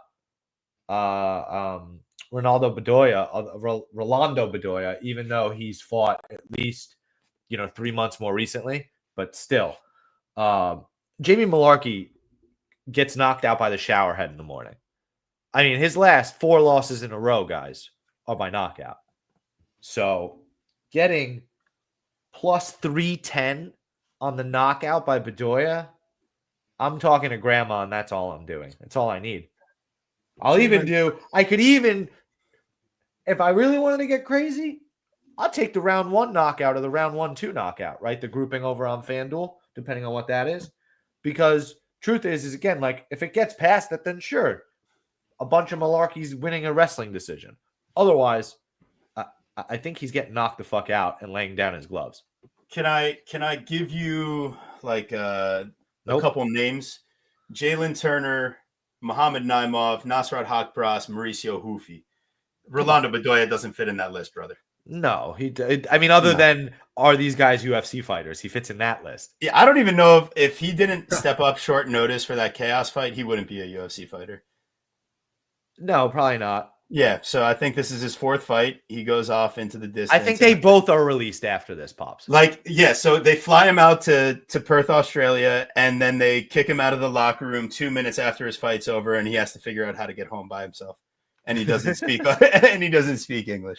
So he might. I take it back. Bedoya round 1, round 2 KO plus 420. That's gross. All right, but yeah, it makes sense. Colby with a thickness versus the KO wizard, not the pinball wizard. This guy can see. It's Josias Musasa. He's just not going to see if you throw a spinning heel kick. That guy sucks. He is terrible. Yeah, it's not good. Would you like to go? I'm on the dog. I like Volk's wrestling coach here. Wow. Just fucking wrestle and survive. Wrestle and survive, please. So I don't think this guy has any idea what to do on the ground. He's just a physical specimen. So give me the thickness by any way he wants it. Yeah, I think, losing some of the wrestling exchanges to Topuria's brother, he's clearly saucing. I can't hate that too much. And it was late in the fight. He goes for his own takedown, front headlock, turns into a back take, turns into, some guard play. And Thickness is trying to throw up some submissions. He's trying to have some fun. Tough, short notice, having some fun. Ultimately, I feel like Musasa, this is a true prove it spot. For this guy, do you truly belong here, man? Because you showed some skills on contenders. You showed a little something, but he's so green. And I think that some of the experience in the wrestling and the grappling here, like Musasa, hope your get-up game's on point, brother. I don't think Thickness is going to be liable to throw any spinning shit or really land one of those surprising strikes. Like Vera, that's his whole style. What is he, a Ryan Hall guy or something? But yeah, that was crazy. I could see where, Musasa wasn't quite ready for that. I got to lean towards Thickness, though. He's got multiple ways that he could potentially do it. And it's not, Ilia Topuria's brother this time. It's back in his hometown. They're flying Musasa out from God knows where at this point. I hope he's upgraded his training situation, but I don't love it, man. Big Steve, slickness, thickness, what are you thinking here? By the way, it's not his hometown. It's just his home country. I'd like to apologize. He's got way less travel than Musasa. South Wales is different than Perth, my friend. South Wales? What? Oh, New South Wales. Oh, that's Sydney. Yeah, okay. But it's 3-hour flight. It's not too bad. Yeah, I will like to raise you. How good is Topuria's brother? We have no idea. He's just fought. He's just crashed cabbies on the regionals, and you can argue that Musasa could be better.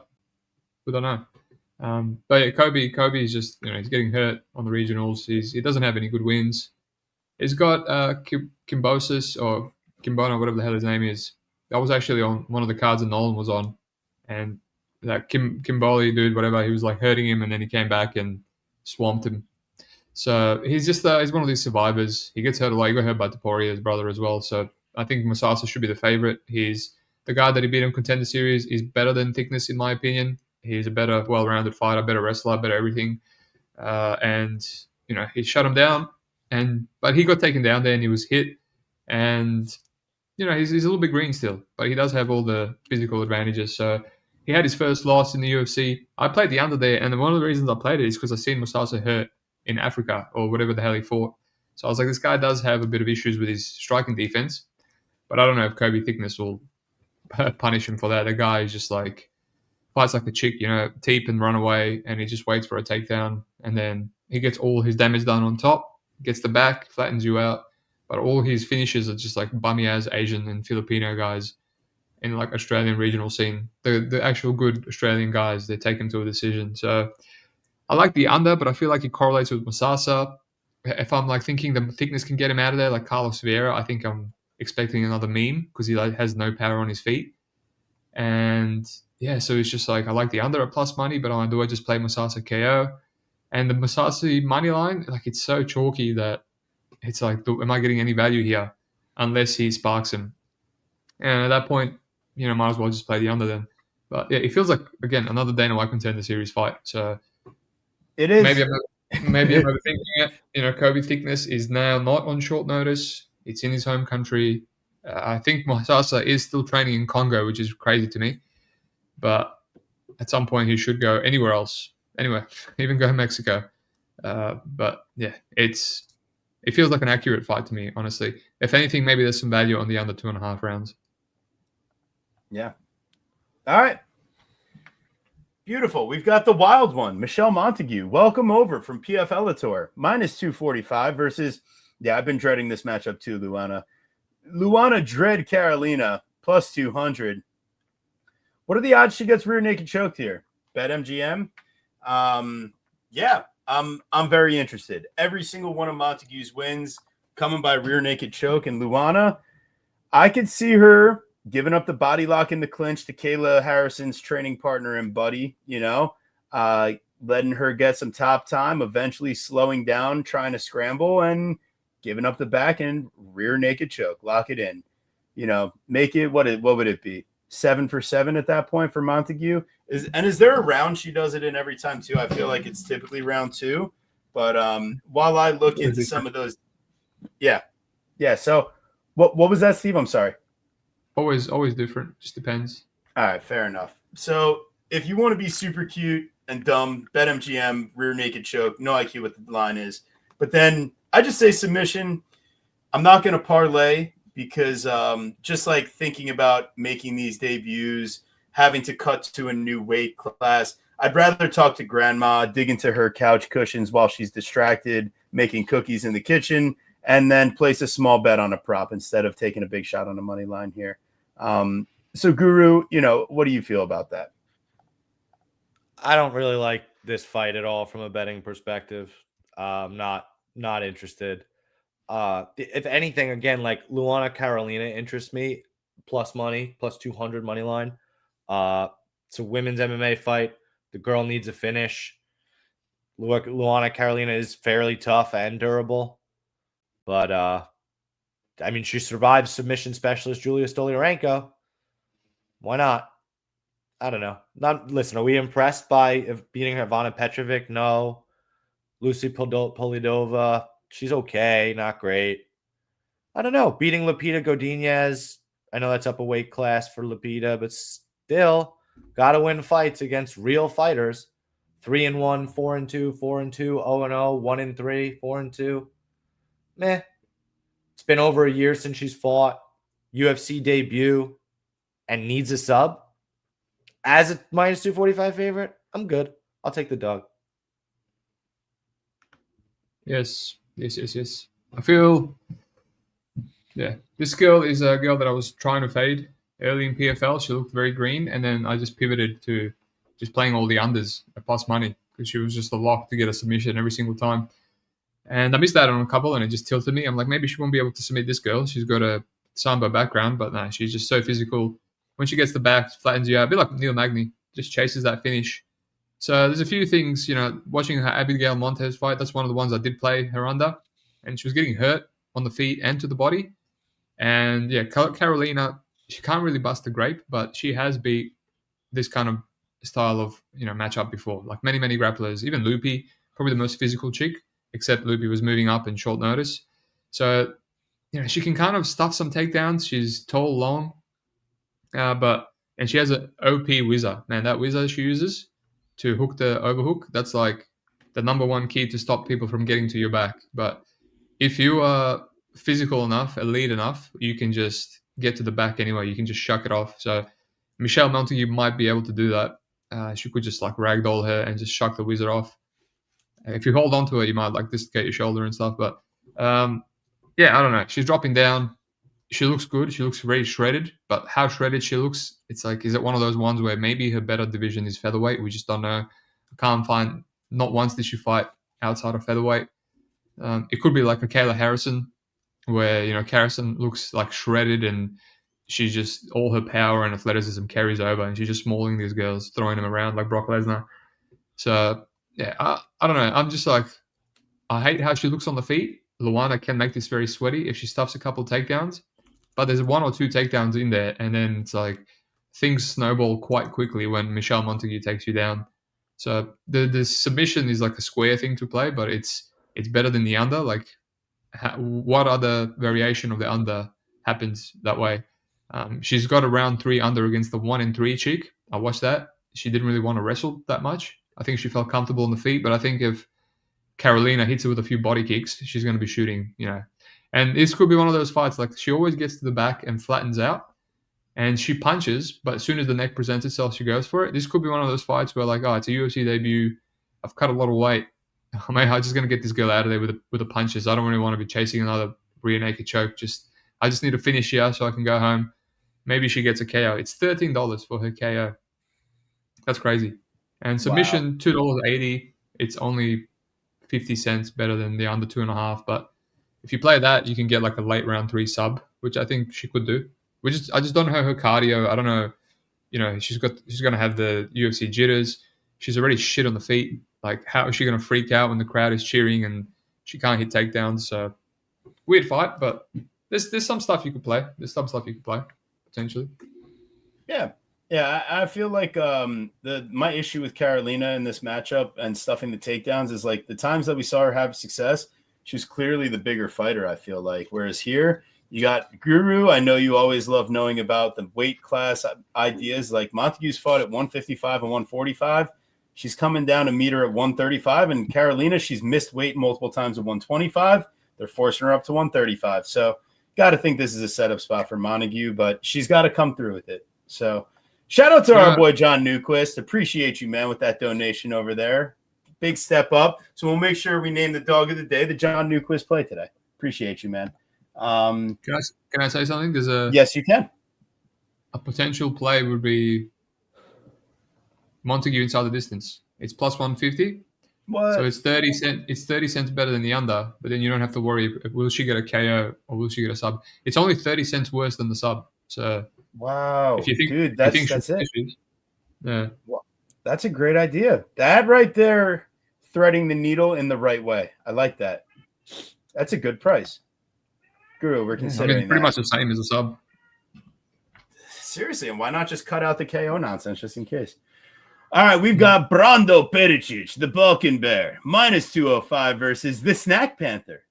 Different from the Black Jag. It's Alicia Ellison. This is Dana White's contender series. I can't handle it. I'm broken right now. Like, what is happening here?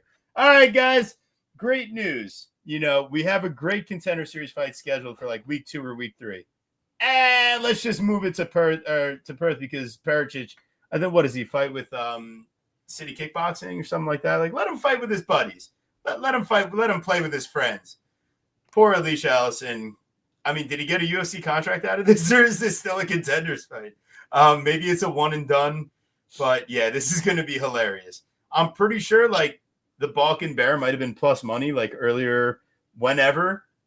So congratulations to the people that did that, because I mean the physique difference, Perisic is probably the only one that can actually, have success if this fight's hitting the mat. I think, he's a true big boy in this matchup, whereas Alisini could probably get away with cutting a little more weight. I'm gonna pass. I can't do it, man. This is gonna be so. Maybe we do a hilarious over, but I can't trust either of these guys to get there. I'm okay on it. I'll heat up some snacks. What do you got here, Guru? Nothing. I didn't do tape. I don't know anything about either of these guys.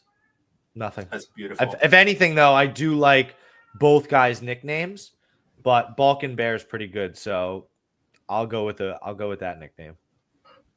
And Big Steve. Yeah, it's quite the ugly fight. It belongs on Dana White Contender Series, and even then, we'll be talking about how the talent on this episode is so shit. But I actually thought, I'm surprised by Perisic. He's kind of athletic. I expected a lot worse. I expected some slob, but yeah, he's quite technical. Makes sense.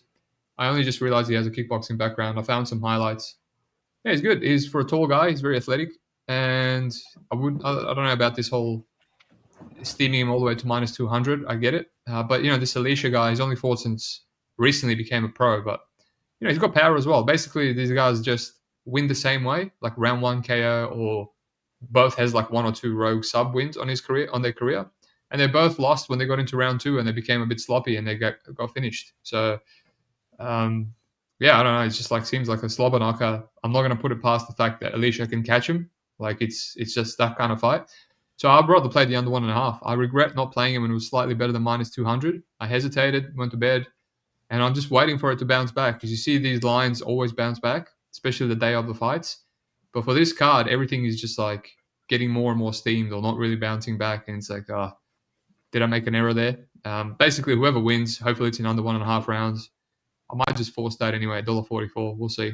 But yeah, I think a submission could happen. I think either guy could get a win round 1, early round 2. If he gets out of 1.5, who the hell knows who's winning this fight? Yeah, it's going to be hilarious either way. Don't need any extra. Oh, you got the Blue Lagoon. Loma Lukbunmi, plus 205 versus the Berkasinia. Alexia Tainara. She's bad and bougie. Minus 250. What is that nickname?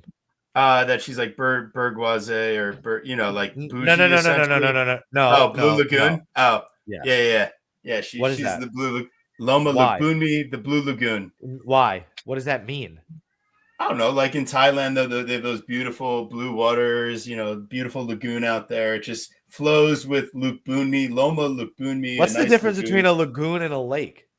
I don't know. It's a good question. I just felt like it sounded so beautiful, so I did it. Wild. Yeah. So yeah, this is gonna be I'm scared. I've always liked Loma's game. She's a good fighter.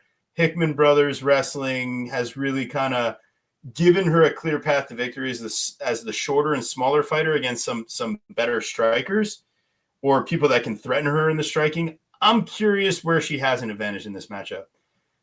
She's going to be a lot smaller.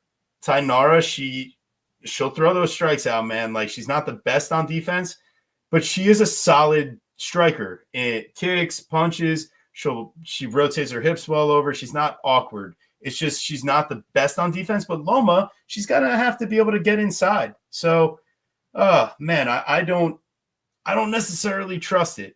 And if she does get on top, I'm worried about her getting reversed, ending up in bad positions. That Elise Reed round 1 just lives rent-free on my mind going into this matchup. How do you give up control time to Elise Reed and expect me to feel good about you against Alexia Tainara? So ultimately, I mean, I'm going to pick Tainara, but you can't take her minus 250 here. You just can't. So I will not. Guru, anything you must do? I feel like I've picked like 85 dogs in a row, and that's obviously just not going to work. But like again, it's just like I kind of lean the dog here. UFC fighter with legit experience against real competition, has real paths to victory. This chick submitted Molly McCann. I'm supposed to be sold? Just haven't got me there yet. Okay, she should be a little bit bigger. Okay, she should be a little bit more athletic. I get that's why she's favored. I don't get why she's minus 250. I don't know. I really don't. It's nothing that I'm like running to the window for on this fight, for sure. I mean, if anything, if Theonara is this big a favorite, the under has to be wrong, right? Like one of these is wrong. Maybe. Because she does have 4 decisions, but it's 8 subs. So with a sub loss for Luma, again, I think that the under would have to be wrong for Theonara to be this big a favorite. I think that is true. Because I don't see her winning a dominant decision. What is that? Just top control over Loma the entire time? What do you think? It's one of those. I think you couldn't be faulted if you just went with the sub play again after the whole Molly McCann scenario, just because if she's covering, that's the case. And I think the line is where it's at because of the sub upside and the ground upside. Because Loma with me, she's good, man. This would be Alexia's best win, hands down. Like, but Molly's not on that level, right? She's been cut and retired for a reason. And, the girl on Contender Series is bad, and just all these other girls are bad. Like, her other name is Amanda Rianne, right? A girl that, can't remember what she's doing in the UFC right now. I'm pretty sure Rianne Dos Santos, I think she might have won 1 fight recently. Well, no, she's on 3-fight losing streak, I think. So it's like, and she was a black belt, and Alexia was a blue belt by then, so, and she submitted her. So, yeah, that's the thing. Like, if this is going to a decision, Loma, I had to go all the way back to Loma Lookbookme fight, not Loma Lookbookme fight, the Lupi Godinez to see a high-level grappler go against Loma, and that's, Lupi looked amazing, but Loma stopped a few takedowns and reversed her and judo tossed her, and I just don't know how Alexia plays out against a UFC-level fighter, with not such a huge hole in their game, but, Loma does get her back taken. Like, she got her back taken by, Reed and obviously Lupi and Gomez. And Gomez is not a bad fighter, but she makes mistakes, and Loma was able to get on top. So what happens if she reverses Alexia a couple times? At distance, Loma's way cleaner. She's way cleaner. She can kick, better distance management. Alexia just has that Brazilian IQ, where she's just like swinging and she's happy to get hit, and she thinks she can get by on athleticism. Those Brazilians always get caught out eventually fighting like that, thinking they're untouchable. And yeah, you got the flight again, I guess, to Australia. Loma Lookbookme, I don't know if she's in Thailand. That's pretty close to Australia. Australians go to Thailand all the time, but apparently Alexia is training in Thailand too, so it might not be a big travel distance. But yeah, I don't know. Maybe if I had $1.56, I could have argued on a chalky play on Alexia, and when she has the finishing upside. But right now, yeah, the sub is not bad. You'll be tilted if she wins a decision, but I'm sure there's going to be opportunities for sure. There will be at least one back take. There might be an armbar from bottom if she gets reversed, potentially. She'll go for it. Let me see. Submission or decision is horrendous. Almost the exact same price as her money line. So there you go. They expect if it's going to be a finish, it's going to be a sub. So yeah, I think it makes sense to me. Yeah, it's got, because that's the only way she's gonna find the finish there, man. And otherwise, you gotta. It's the grandma's couch cushion proposal. How much do you really want to expose on this fight? Find a great prop at great odds that if you take a quarter from her couch and you start doubling or tripling or quadrupling it up, maybe you give her a couple dollar bills back in there one day. You never know. Help out grandma. But anywho, what you guys can do to help us out, throw a like on the video, subscribe if you haven't already. Be like John Newquist. Throw a nice little donation in there. I'm pretty sure we had a couple nice dog options that we all were kind of agreeing on. Little Charlie Campbell action, little Michelin star Mikhailov. Pick your poison. Breaking news. Yes. Oben Elliott out versus John Mikhailov. Oh, come on. Well, Yeah, more problems with traveling for Oben Elliott. I really don't think he's about that life. as far as a real Fancy contender. boy. Yeah. So Dogfather and Pepe Silvia saved. I mean, Money I think saved. that's actually a win for the Chronic Combat conversation, boys. can we won the cash 40 out for Avenue. can we cash out for a profit? I doubt it. Are you sure that's not a crazy Kev update? No, it's from UFC News, who I have the alert notifications for. That's annoying, respectable. but- You're a good man. All right. Well, who's not a good man? Oban Elliott, you're a piece of shit for making us break down your fighting, pulling out only after Chronic Combat was at its conclusion. But I'm glad we got to talk shit by the end of it. So, Big Steve, before we pass it off to the guru for a proper outro here, what do you got to say for the people? Thank you so much for joining, man. That's all right, man. Hopefully people have taken my leans and make some bets out of it. I will post my bets. Usually I do a Big Brain MMA podcast. I post everything there for free. If I don't have a bet like now, then I just go off what I'm most likely going to lock in. I probably would have locked in McAuliffe actually, and Campbell and the under 1.5 in this fat heavyweight fight. And there's a few things there. But there's more tape to be done. I'm focusing on regionals right now. Other than that, like I just advertised my Discord for the first time in ages. Big Brain MMA Discord. It's been running for 3 years. I've got like Dogfather, Pepe in there. They post their bets. We talk back and forth. And if you want to sign up, it's just on my Twitter. But otherwise, if you don't, you'll probably get all my stuff for free. Everywhere else, YouTube, Twitter. I just won't make it a priority until I'm in my Discord first. Thanks for having me. That was good. Anytime, Big Steve. You're the man. We appreciate having you on. We appreciate your sense of humor. We appreciate your take on fights. We appreciate your openness with bets, and we appreciate your time. No worries, man. I do always get a very sore back from sitting here for so long during your pod. So TB's on his way to massage your back right now. 20-hour flight. He's coming. Not sure if it's worth it, but He's a physical therapist. You'd like it. It's good. I appreciate the offer. Excellent. Guys, I know we've had a lot of breaks and a lot of weeks off. That's it, boys. We don't have a week off until Thanksgiving, and then that's it. That's the only week off till the end of the season. So end of the year. So please make sure make sure you're tuning in every Thursday at 8 p.m. Not any second later, because we go live at 8 p.m. every single time. So be there or be square. We are back next week in Las Vegas for the pay-per-view. UFC 320, Ankalaev versus Pereira 2. Should be an interesting card to break down. Can't wait to do it. So be there, be square. Make sure you're following my co-host, TB Scouting MMA. Wow, that was crazy. Over at Twitter, Instagram, Pickett, Tapology, and Bet MMA. And you can follow me, the Guru Scouting MMA, over on Twitter, Pickett, Instagram, Tapology, Verdict, and Bet MMA. Be safe out there. And let's... Peace out. I don't know what's happening.